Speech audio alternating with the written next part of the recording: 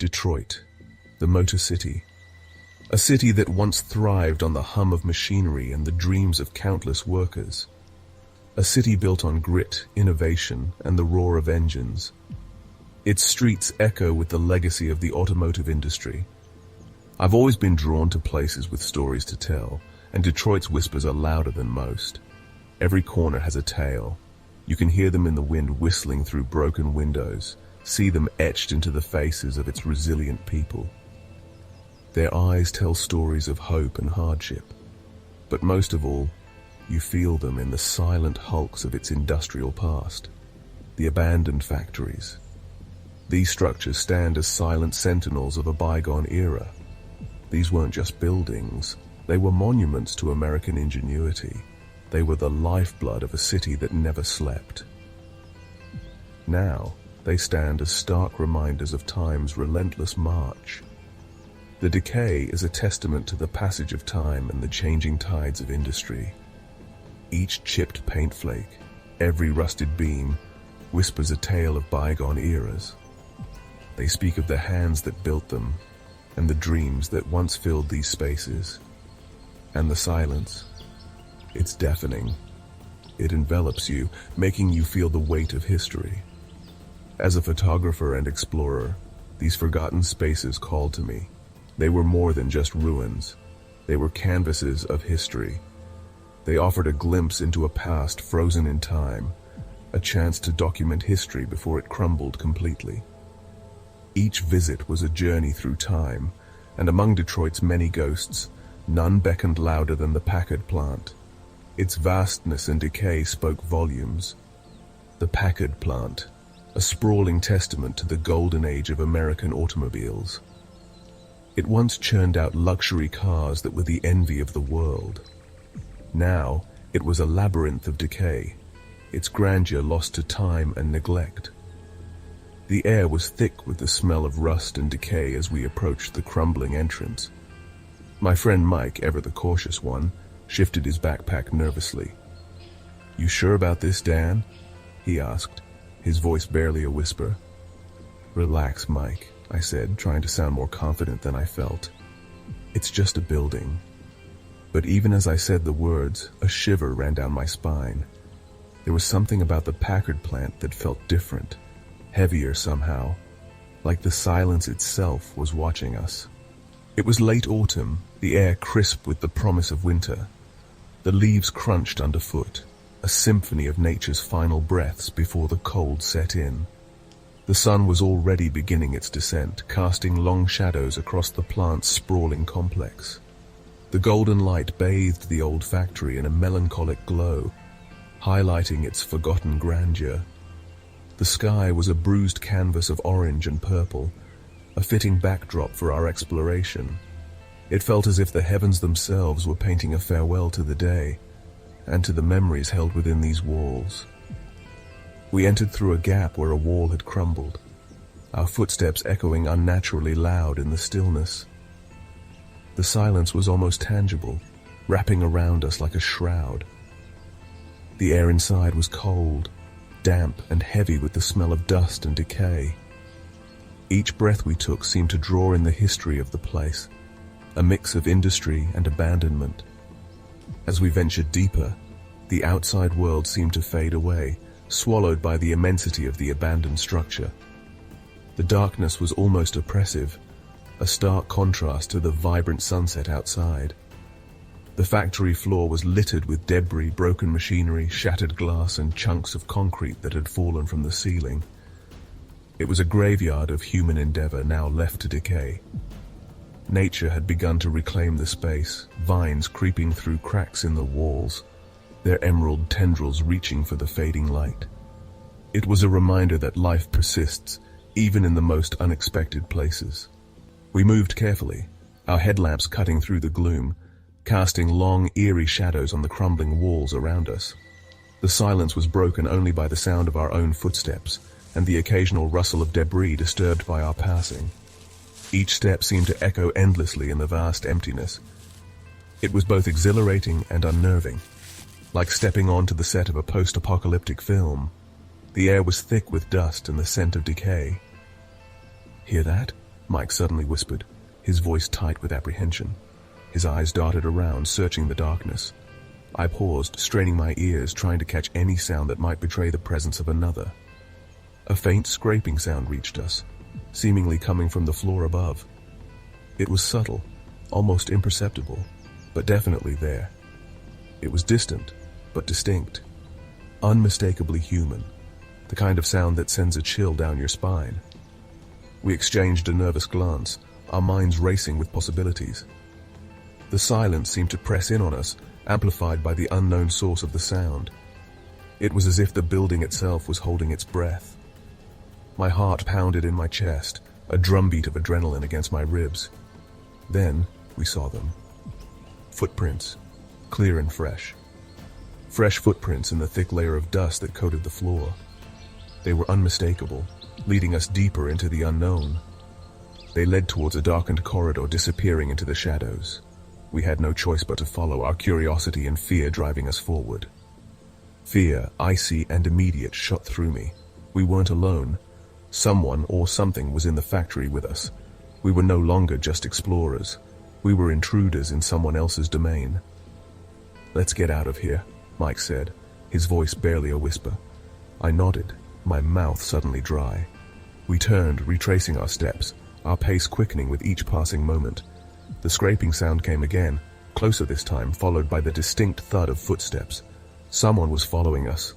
Panic surged through me, urging us to run. We broke into a desperate sprint, our backpacks bouncing against our backs, the sound of our own breathing echoing in our ears. We didn't stop running until we were outside, the cool night air stinging our lungs. We collapsed onto the overgrown grass, our chests heaving. Looking back at the looming silhouette of the Packard plant, I couldn't shake the feeling that we had only narrowly escaped something truly sinister. Days later, the local news confirmed our worst fears. A group of urban explorers had stumbled upon a makeshift camp deep inside the Packard plant. The occupant, a man with a history of violence and mental instability, was apprehended after a tense standoff with police. The news sent a chill down my spine. The footprints, the scraping sound, the chilling realization that we were being followed. It all came rushing back. We had been so close to encountering this dangerous individual, the darkness of the Packard plant concealing his presence until it was almost too late. The experience left an indelible mark on me. It was a stark reminder that even in the heart of a bustling city, shadows lurked. And within those shadows, the past could sometimes be more alive and far more dangerous than we could ever imagine.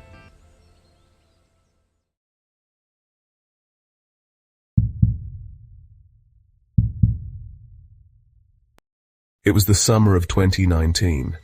The Arizona sun was brutal, baking the desert floor and making the air thick. My best friend Emily and I, we were young and ready for adventure. We decided to check out the old Desert Sky motel on the edge of town. You know what? Locals had creepy stories about it, stories that gave you chills. But we didn't buy into those stories. We wanted to see it for ourselves. As we drove down the dusty road, the motel slowly came into view. It was like a ghost from the past, standing there all alone. The old neon sign, now barely working, cast a spooky light on the empty lot. I felt a weird mix of excitement and unease, but there was no turning back now. We parked a bit away, the desert silence all around us. The only sound was the wind whistling through the cracks, like the motel was alive. We stepped out of the car, the heat hitting us like a wall. Our adventure was just getting started. The Desert Sky Motel was just a skeleton under the blazing desert sun. Paint was peeling off like sunburnt skin, showing the wood underneath, all rotten and bleached by the sun. The windows, mostly broken, looked like empty eyes staring at us. The pool, once a cool hangout, was now a cracked, empty pit filled with sand and junk. You know what? A shiver ran down my spine as we got closer to the main office. The door creaked open, showing a dusty room stuck in time. A tattered guest book was on the counter, its pages yellow and brittle. I ran my fingers over the faded ink, thinking about the stories these walls could tell. The air inside was thick with dust and decay, making it hard to breathe. It felt heavy, like there were unseen things around us. We exchanged a nervous glance, both feeling the weight of the silence and the emptiness around us. You will not believe what happened next. We carefully walked further into the motel, each room whispering stories of people who once stayed there. You know what? Curtains were hanging from broken windows, and furniture was just lying around, covered in dust. In one room, there was an open suitcase on the bed, clothes spilling out like someone left in a rush, and in another, a child's toy was just lying there on the floor, a sad reminder of better days. As we went deeper, the silence got louder, only broken by our footsteps echoing down the empty halls. Each step felt heavier, the quiet pressing in on us, making us super aware of every move. The air got colder, giving me chills even though it was hot outside. Our hearts were pounding, breaths getting quicker. We felt like something was watching us from the shadows. We got to this room at the end of the hallway, and the door was kinda open. You know what? I felt this weird, creepy vibe that gave me chills. I stopped, my hand just hanging over the doorknob. Emily, seeing I was freaked out, squeezed my hand to calm me down, so we pushed the door open together. The room was super dark, with just a bit of light sneaking in through the cracks. Dust was floating in the light, making it look all spooky. And then we heard it. A soft sound like footsteps, slow and creepy, coming from the next room. Our blood ran cold. We froze, listening hard, scared out of our minds. The footsteps stopped. Silence. Then a shadow zipped past the doorway, too fast to see clearly, but definitely human. We were not alone. Panic hit us hard. We didn't wait to see who or what was in the next room. We just turned and bolted, hearts pounding like crazy. We raced through the motel, our footsteps echoing like thunder. The air was thick with fear, and all we could hear was our own heavy breathing. We didn't dare look back, didn't dare slow down. We just kept running, fueled by pure adrenaline and terror. We burst out of the motel into the blinding sunlight, the fresh air hitting our lungs like a shock. We didn't stop running until we reached our car, our legs burning, our lungs screaming for air. We scrambled inside, slamming the doors shut behind us, the sound echoing in the sudden silence. We stopped to catch our breath, hearts racing, and looked back at the motel. And then, you know what? We saw him. A shadowy figure just standing there in the doorway staring at us. He was tall and skinny, hidden in the shadows. He didn't move, just kept watching us with this creepy intensity. We felt like we were being watched, like we weren't safe at all. We bolted out of there, speeding away from the Desert Sky Motel, the image of that dude stuck in our heads. We never looked back. That night, still freaked out, I started digging into the history of the Desert Sky Motel. Turns out, the place had been abandoned for over 20 years, left to rot after a bunch of weird disappearances. Locals whispered about a caretaker, a loner who stayed on the property, guarding its secrets. You know what?